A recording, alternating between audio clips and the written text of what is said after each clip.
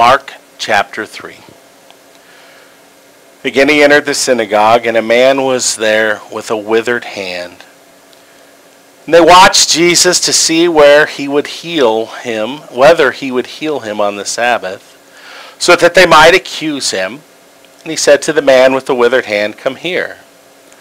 And he said to them, "Is it lawful on the Sabbath to do good or to do harm, to save a life or to kill?"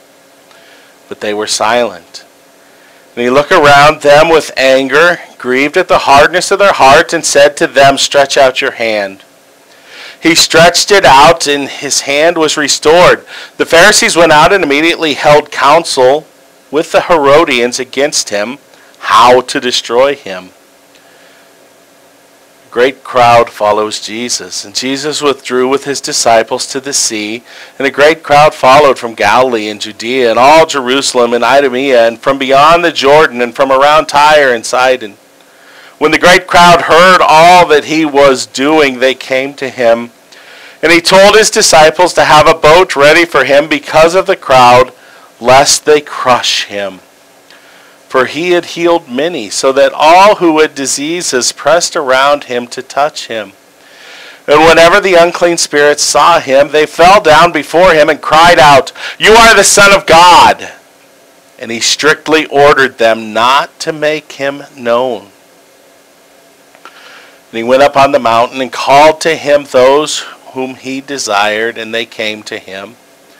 And he appointed 12, whom he also named apostles, so that they might be with him, and he might send them out to preach, and have authority to cast out demons. He appointed the 12, Simon, to whom he gave the name Peter, James the son of Zebedee, and John the brother of James, to whom he gave the name Boanerges, and that is, sons of thunder, Andrew and Philip and Bartholomew and Matthew and Thomas and James the son of Alphaeus and Thaddeus and Simon the Zealot and Judas Iscariot who betrayed him. Then he went home, and the crowd gathered again, so they could not even eat. And when his family heard it, they went out to seize him, for they were saying, "He is out of his mind." And the scribes who came down from Jerusalem were saying, "He is possessed by Beelzebul. And by the prince of demons he cast out the demons." And he called them to him and said to them in parables, "How can Satan cast out Satan? If a kingdom is divided against itself, that kingdom cannot stand. And if a house is divided against itself, that house will not be able to stand.